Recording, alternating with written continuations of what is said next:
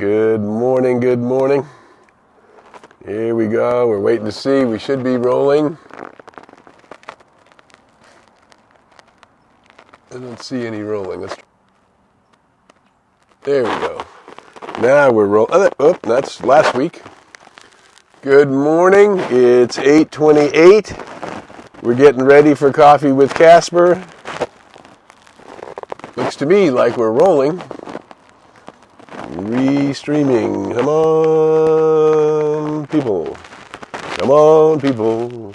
Smile on your brother. Everybody get together. Come on, love one another right now. There we go.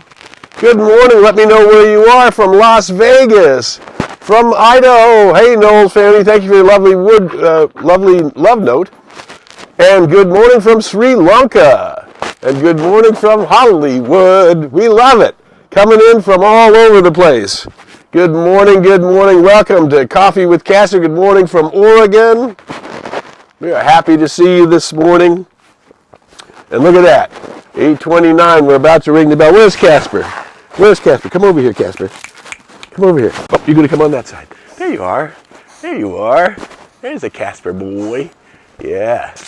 He likes his chest scratched, so his new thing is to take his paw and have you put it in his chest, your hand in your chest, in his chest. Good morning, good morning. We're glad to see you. There it is. It's 8:30. It's time for Coffee with Casper. Over here is the mountain dog is down here too. There's the Casperator. All righty. Good morning, good morning. Are we ready to ring the gong? It's 8:30. Here we go. Everybody take a deep breath in.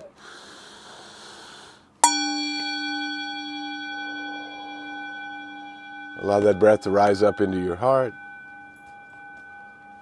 And then let the body just relax. And we're going to give ourselves just this 20 minutes to see what kind of healing, what kind of upliftment, what kind of inspiration, what kind of good can come to us in this day. Let me know where you're at. Remember, you got to type it into Facebook because we are broadcasting live on Facebook and YouTube as we speak. So today we're going to go back and talk about something that we have talked about before, but I think it was several months ago.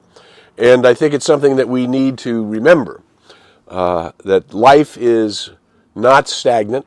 There's a great line from Ralph Waldo Emerson. He says, life does not tarry with yesterday. And tarry is spelled just as it sounds, almost like Harry, T-A-R-R-Y.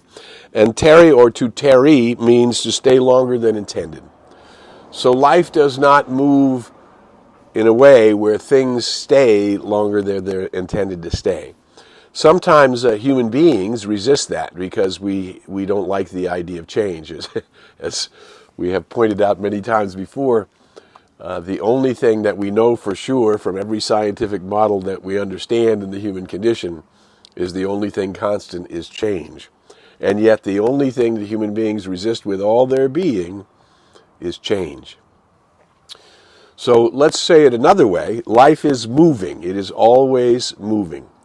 And when we resist it, we are resisting. We're basically paddling upstream or clinging to hold things in place where they're really wanting to flow. And what we can do as co-creators with the One is we can move our intention in the direction of the flow. As it has been taught for generations, the correct way to row your boat is merrily, merrily, merrily, joyfully enjoying it down the stream, not up the stream or fighting the stream or trying to hold the stream in place. Those things don't work. So, for life goes not backward, nor tarries with yesterday. And so what we are in the midst of right now, in the pandemic and the change of life that's happening all around us, is that we're holding on. Now, obviously, we want to be clear about my right to be radiant, vibrant, dynamic health, about my right to be whole, complete, and perfect, about the gift of this high self of the I am that I am. Remember, the I am that I am is the I am that you are, and is the I am that everyone is. And everyone has this opportunity to go up in consciousness, to operate from the soul level. The soul level is given the fullness. It's the begotten, the only begotten one, forever begetting itself in me now. That's the truth that was brought forth many centuries ago as we began to see, as Meister Eckhart in the 15th century said that. The only begotten is forever begetting itself in me now. At the level of my high self, the I am that I am is the same. The I am, which is my true and eternal nature, is at one with your true and eternal nature, having nothing to do with countries or cultures or colors or ways of being. Everybody is equal in the divine, in the law of the divine.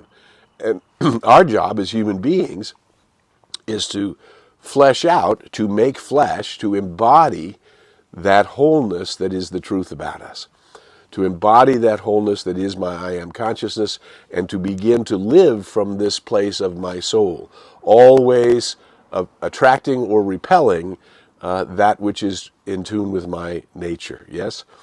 There will be a Gene Houston, the cultural anthropologist who I've had the opportunity to know for many years.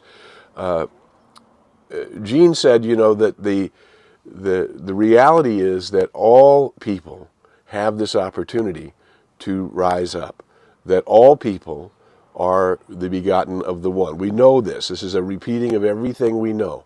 And how do we bring that into our experience? That's really what we're talking about. And that requires that we become present in the moment and work from this moment forward. So we love, please make sure you post up in Facebook if you're watching on Facebook so I can see that you're here.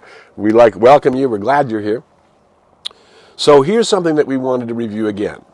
That life, as we talked about, there's only one life. We're all belonging to it. The challenge in the world right now is the lack of understanding in mass consciousness of the unity of all life. That all things are interrelated and interconnected, and therefore, every time I think, every time I act, every time I react, I am creating a vibration, and that vibration is affecting me, and it's affecting the environment around me, and in fact, it affects the whole. That's why they understand in quantum science, and you can look at this up, it's called the butterfly effect. If a butterfly flaps its wings in China, which is from California a long way away, it changes everything.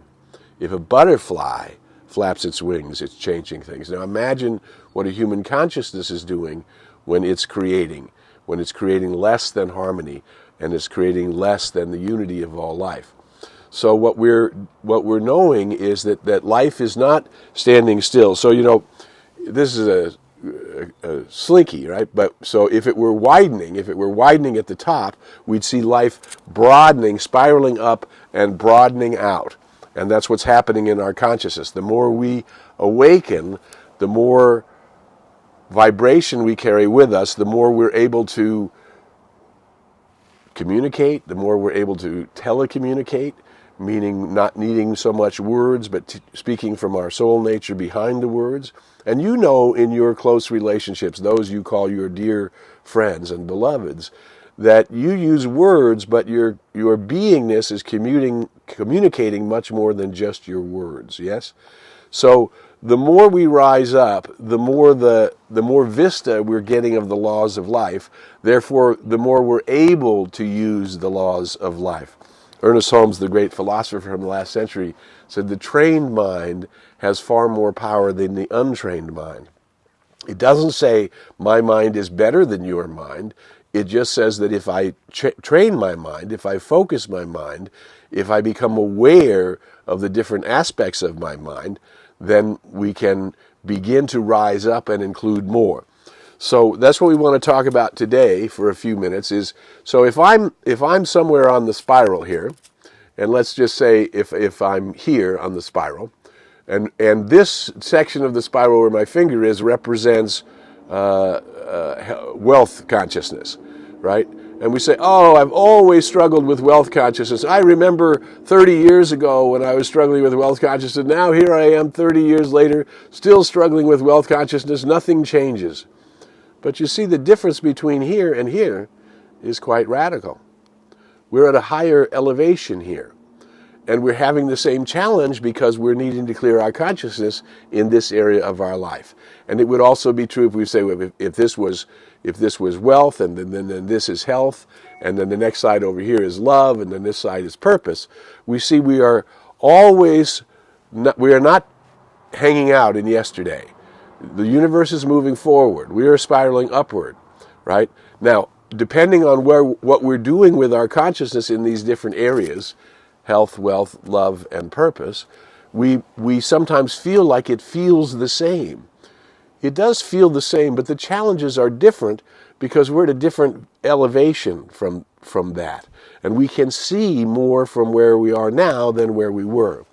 And if we can begin to say, oh, I can look down at this area, oh, look back here in the 1990s, I was having this same challenge, and here it is 2021, and I'm having this same challenge, but it's a different level of challenge. And the opportunity for me to change it is from now a higher vista. And when I do change it, I will broaden out and include more in my awareness than was there before. As I said in my book, It's So Easy When You Know How, the very opening line says there's a funny thing about awareness. You discover you have it, then you discover you had it all along, you just weren't aware of it. And transformation is done unto us, and it doesn't announce itself. Usually when we change, when we shift it up into a higher level, we just notice we feel different, and we might, I used to always worry about that. I don't worry about that so much anymore. And we begin to see that this transformation has happened because we are up at a higher level.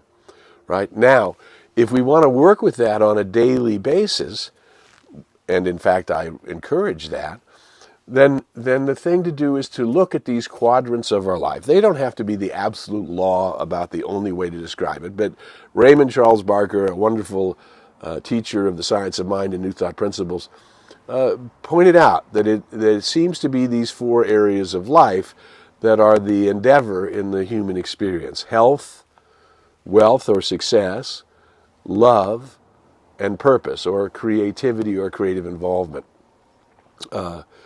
We begin to see that the reality of the divine is in us, and the more we work within to change it, the way we change ourselves, the more we actually change our outer experience. As within, so without; as above, so below. So as I begin to rise up in consciousness to this higher level of awareness, I then can claim that in my life. No, so example, if we were to say health, we are not looking or seeking to create something. The pattern of the body, the pattern of perfection, the pattern of the divine is in every human being, and it's in every body. That pattern is now taken on through our awareness as our physical experience of it. So if we're seeking greater health, what we don't do is demand greater health. We invite it from the soul nature. I know that I'm born in the image and likeness of the one, whole, complete, and perfect, that pattern of my being is whole, complete, and perfect, and I am calling that pattern into my physical form today. Excuse me. And that's how we work it. We every day, we call on this divine pattern. We call it into every cell of our being. We call it into every function of every organ of our being. We call it into the synchronicity of the wholeness of our being, so that I'm walking in radiant, vibrant, dynamic health. And we begin to stay in those mantras and calling that pattern of wholeness into our being every day. Health, wealth. I know that I am born in the image and likeness of the one. That the abundance of the one surrounding me everywhere. There's not just a few leaves, there's abundance of leaves. There's not just a little air, there's an abundance of air. There's not just a few dog hairs, there's an abundance of dog hairs. There's an abundance of all things in the nature of life itself. If you stare into the lawn and you can see all of a sudden the bugs that are there, the life force that's there, the amount of abundant, opulent life that's happening just in a little square foot of lawn, right? It's everywhere. So that abundance then that we're immersed in, that we're surrounded by, it is now our opportunity to call that into our lives. The same way, I know that the infinite one is the substance and source of all supply. I am one with the infinite one. That supply is moving into my awareness in a new way. I'm opening my mind to receive in a new way. I am following opportunities in a new way. New good is coming into my life. Good and more good is coming into my life. And we work this area of our life, again, on a daily basis. We look to see where our issues are, what's coming up for us, where's our fear coming from, where's the resistance coming from, where's the doubt coming from. And that's when we go within and we work with this upstairs consciousness, this I am that I am, to invite it more fully into our awareness. And the more we invite it more fully into our awareness, the more it comes into our body and the body of our experience. Wow. This is because you are linked with the divine. You are giving all the authority there is by the divine to use the divine in its nature. Now, its nature is always good, right? So it's always toward harmony. So we're in a world that's waking up through the pandemic and through the polarities and points of view. We're beginning to find a way to make more room in our house for all of it. And then once we make more room, we discover the greater and deeper laws, the laws of harmony that will come through us. I have a bunch of brothers, and we all don't have the same point of view about events in the world. But the transcendent reality is that their point of view is not a condition of my love.